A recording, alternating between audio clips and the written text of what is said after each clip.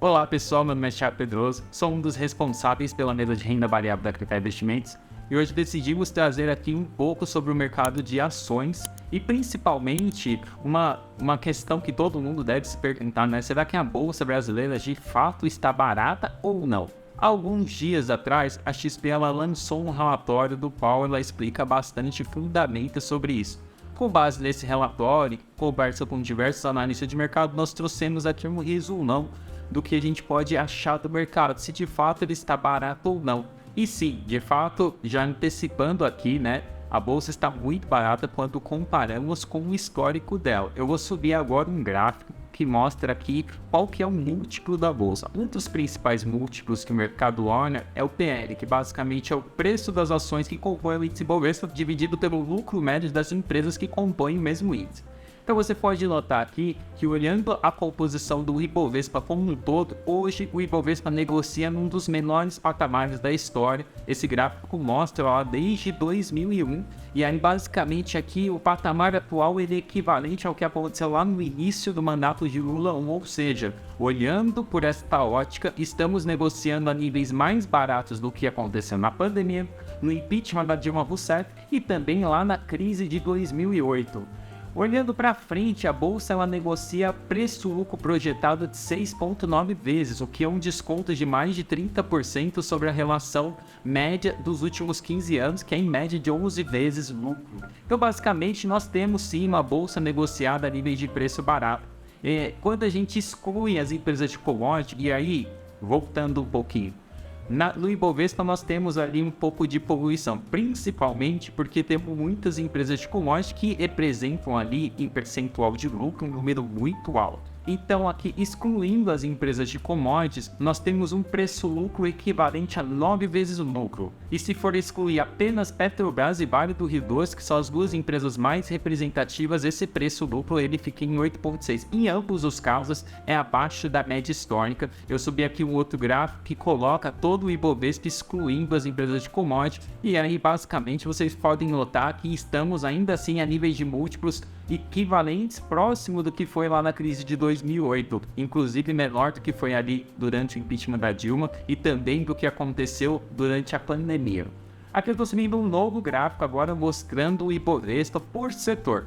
Então você consegue visualizar, eu vou deixar um pouquinho esse gráfico parado, que aí você pode olhar ali individualmente, tá?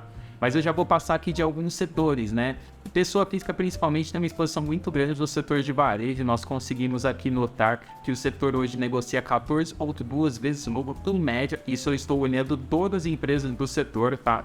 Enquanto a média histórica está em 31,9 vezes lucro. Quando eu faço isso em todos os setores, na média Ibovespa, todos os setores negociam abaixo da média histórica. Quando eu olho aqui por setor completo, então quando eu olho todas as empresas domésticas dentro do Ibovespa, elas negociam em 9,2 vezes lucro, enquanto a média histórica é 14 vezes lucro. Quando eu olho aqui só commodities, e aí olhando Petrobras, Vale do Rio Doce, que estão em um dos melhores momentos de sua história, ainda assim negociam a níveis de preço muito descontado. Elas negociam 4,1 vezes lucro, enquanto na média histórica nós temos elas negociando a 8,4 vezes lucro. Então o nível de preço da bolsa ele está disseminadamente descontado. Isso porque nós tivemos recentemente, nos últimos anos, um cenário bem difícil para o Brasil. Na verdade, o cenário foi difícil no mundo inteiro. Saímos de uma pandemia da qual nós tivemos que fechar os negócios, todo mundo acompanhou isso de perto. Depois nós tivemos um movimento de alta de inflação por conta das restrições e gargalos que aconteceram na oferta de produtos lá na China, Porto fechado. E por fim, aconteceu a guerra da Ucrânia, que foi o estopim, levou o petróleo lá para cima. Nesse meio tempo, países como os Estados Unidos, a União Europeia e até o Brasil injetaram muito recurso na economia global, que fez com que artificialmente a economia crescesse mais e também puxasse mais a inflação, e estamos nesse momento atual, do qual nós estamos vendo um aumento paulatino de juros, tanto aqui no Brasil quanto lá fora. Aqui no Brasil nós já chegamos ali no topo de juros, nós já começamos a ver a inflação começar a cair, mas lá fora ainda temos ali um movimento de alta de juros que impacta ainda diretamente o preço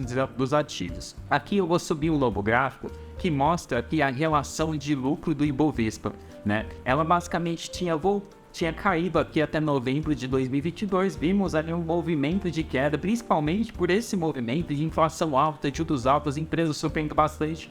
E agora, com um pouco de alívio de cenário, começamos a ver o evento de melhora nos lucros das empresas de novo acontecer. Basicamente, é lógico, nós ainda temos um cenário bastante incerto, então as projeções consideram o cenário médio, não é nem otimista, nem pessimista, mas é lógico que muita coisa pode mudar ao longo do tempo. Agora eu vou subir um novo gráfico aqui, nós colocamos qual que é o prêmio de risco do mercado brasileiro considerando as premissas atuais e daqui a pouco eu entro um pouquinho nessas premissas. Então basicamente nós temos aqui o Ibovespa, né, com prêmio de risco que está em 8,9%, bem superior à média histórica, você pode ver que ela está em 5,4%, eu estou considerando desde 2018, tá? Então basicamente desde 2018 o prêmio de risco do Ibovespa está em 5,4% e agora nós estamos em 8,9%.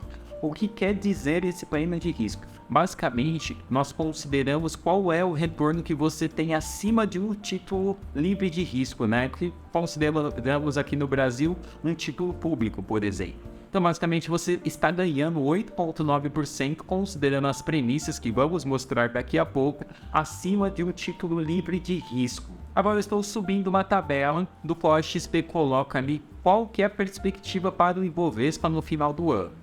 Nessa tabela que vocês estão vendo, nós temos ali o preço do Ibovespa, do qual a XP espera que ele possa atingir no final do ano, que está em 128.450 pontos. Então temos um upside considerando o preço atual do Ibovespa de aproximadamente 22%. Para chegar nesse número, a XP utilizou algumas premissas, tá? Então, basicamente, uma delas, a primeira, é o modelo de fluxo de caixa descontado, a segunda é o custo médio ponderado de capital e a terceira, o que eu acabei de explicar, que é o preço dividido pelo lucro. Como são assuntos um pouco mais extensos, eu vou colocar aqui embaixo 3 links que explicam exatamente o que são cada um. E aí, se você tiver mais interesse, pode clicar lá que você vai ter as informações. Mas basicamente aqui a XP considera um cenário que não é um cenário tão otimista, é um cenário básico, bem tranquilo, sendo que nós teríamos aí o Ibovespa negociando a 8 vezes lucro abaixo da média histórica. Então basicamente esse cenário projetado pelo Ibovespa é um cenário base bem provável e possível de ser atingido, mas isso lógico depende de condições internas, como é a aprovação do arcabouço fiscal e de condições externas. Então teremos lá fora um aumento de juros se não houver nenhuma grande crise, esse é um cenário que dá para acreditar. Bom, se você chegou até aqui, e o que compramos nesse mercado se de fato ele está barato? Bom, aqui vocês vão ficar na expectativa, que nós vamos falar disso no próximo vídeo. Falaremos das principais ações de acordo com cada setor. Fizemos aqui o estudo das casas de análise do qual temos parceria e levaremos até você quais são as principais recomendações de cada setor e também um próximo vídeo do qual falaremos das empresas que mais pagam dividendo e quais são as melhores alternativas. Mas é lógico, né, já voltando um pouco aqui do que comentaremos no próximo vídeo, um dos maiores interesses dos investidores são aquelas empresas pagadoras de dividendos, as famosas vacas leiteiras, do qual você vai ganhando um pouquinho ali por mês. E aí eu vou subir um gráfico aqui que ele mostra o retorno total dessas empresas. De novo, no próximo vídeo, quando falar de dividendos, falaremos porque é importante olhar o retorno total e não apenas dividendos, principalmente porque não necessariamente uma empresa pagar dividendos é um bom negócio. Mas aqui somando, o retorno total basicamente é o dividendo mais o ganho que você pode ter na avaliação da empresa. E olha que interessante, nós temos aqui alguns movimentos ao longo do tempo. A linha amarela, ela basicamente é a taxa de juros, a Selic, e a linha cinza basicamente é a variação de preços das ações das maiores pagadoras de dividendos nos períodos que você tem ali correlação com juros. Embaixo aqui vocês têm os anos. Notem que no período que o juros sobe, essas ações elas tendem a valorizar. E o inverso é quando os juros caem. Ou seja, por que isso de fato acontece? Quando temos queda dos juros, é normal que as outras ações que são mais ligadas a crescimento, varejo, indústria de tecnologia, no quais você tem ali um custo de capital menor porque o juros caiu e basicamente também você tem uma avaliação de múltiplo melhor para essas empresas. Então é comum que elas subam e aí a oportunidade de investir nessa empresa faz com que os investidores tirem dinheiro de empresas mais resilientes, empresas que têm uma geração de caixa mais resiliente como são as empresas de dividendos e aloquem nessas empresas. O contrário é verdade quando temos uma alta de juros que está todo mundo fugindo de risco. Então, se eu estou fugindo de risco, o que eu vou fazer? Eu vou investir naquela companhia elétrica. Por quê?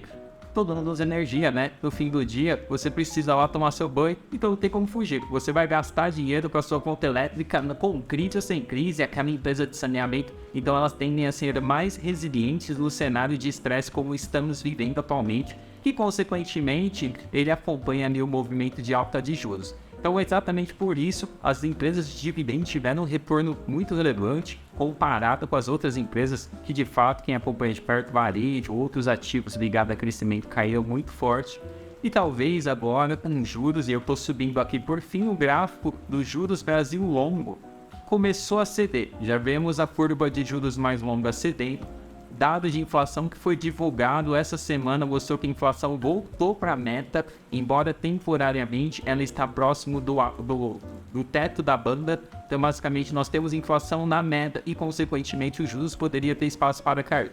Então, os juros caindo, empresas de tecnologias podem se beneficiar, mas super importante, no próximo vídeo colocaremos quais são as empresas que têm qualidade para se beneficiar desse cenário e do qual você vai ficar tranquilo mesmo se esse cenário não for o que vai acontecer daqui para frente. Então eu te espero no próximo vídeo. Se você gostou do conteúdo, clica aqui embaixo em curtir e no sininho para receber as próximas publicações. Obrigado e até logo!